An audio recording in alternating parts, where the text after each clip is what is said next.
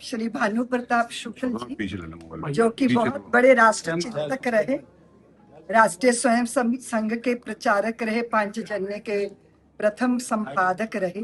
उनकी पुण्यतिथि पे आज हम सब लोग पत्रकार बंधुओं के बीच में हैं, उनका सम्मान करने के लिए, उनका पुण्य स्मरण करने के लिए, ताकि हम सबके बीच में राष्ट्र चेतना जागृत रहे और हम व्यक्तिगत चिंतन से मुक्त होकर थोड़े क्षणों के लिए देश के हित का चिंतन कर सके। तो आज उनकी पुण्यतिथि पर, उसके पहले बहुत सारे मथुरा वृंदावन के बच्चों ने, विद्यार्थियों ने राष्ट्र चिंतन मीडिया के लिए, अन्य अन्य कार्यों के लिए उन्होंने प्रतियोगिताएं जीती हैं और नुक्कड़ नाटक करके पूरे क्षेत्र को एक राष्ट्र चिंतन की दृष्टि से जागृत किया। वंदे मातरम को लेकर सियासत हो रही है। सोनिया गांधी ने जिस तरीके से वंदे मातरम का अपमान किया है, अमित शाह ने कहा है कि माफी मांगनी चाहिए। आप सारा भारत ने देखा है कि जिस तरह वो असहज हो गई, आप सोच भी नहीं सकते इस तरह का दृश्य।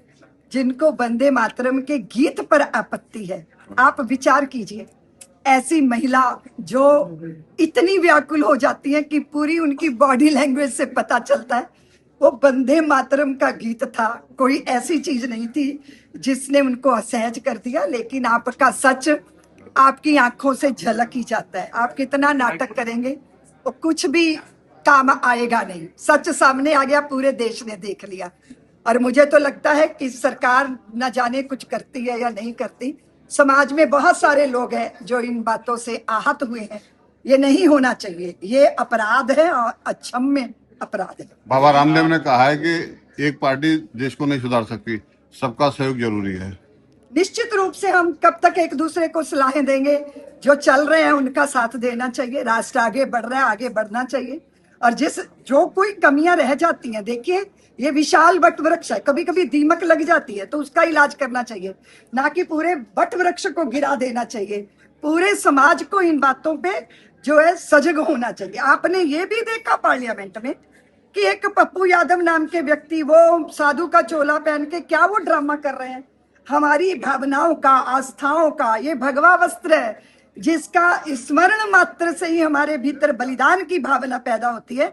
ये बलिदानी वस्त्र है, ये तप त्याग तपस्या का वस्त्र है। इसका अपमान करना, श्री राम जी का अपमान करना, ये सबकी आदत में हो गया, क्योंकि समाज सहन करता है। तो सहन करने की सीमा होनी चाहिए, क्योंकि ज्यादा रगड़ोगे तो चंदन में भी आग पैदा हो जाती है। दीदी, राम मंदिर के बाद गणेश सिद्धिविनायक में भी चोरी का मामला कुछ सामने आ रहा था। देखिए चोरी के मामले में मैं तो यही कहूंगी कि सबको चरित्र मजबूत करना होगा। जूते वहीं चुराए जाते हैं जहां जूते खोले जाते हैं।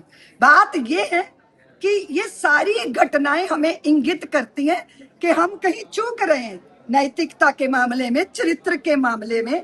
नहीं तो पराया धन मिट्टी तुल्य माना जाता था। पर इस देश का दुर्भाग्य, धर्म की शिक्षा हम दे नहीं सकते, और सरकारें जो नैतिकता के नाम पर कोई व्यवस्था बना रही होंगी उसमें विलंब हुआ, जिसके कारण ये सारे दृश्य सामने है। मैं दूसरी बात कहूंगी कि बार बार ये बातें, श्री राम जन्मभूमि वाला विषय बहुत व्याकुल करने वाला था, पर उसको कितना कहा गया है कि लोगों को ये बताना शुरू कर दिया गया, मतलब चढ़ावा चोरी को चंदा चोरी बताना शुरू कर दिया गया।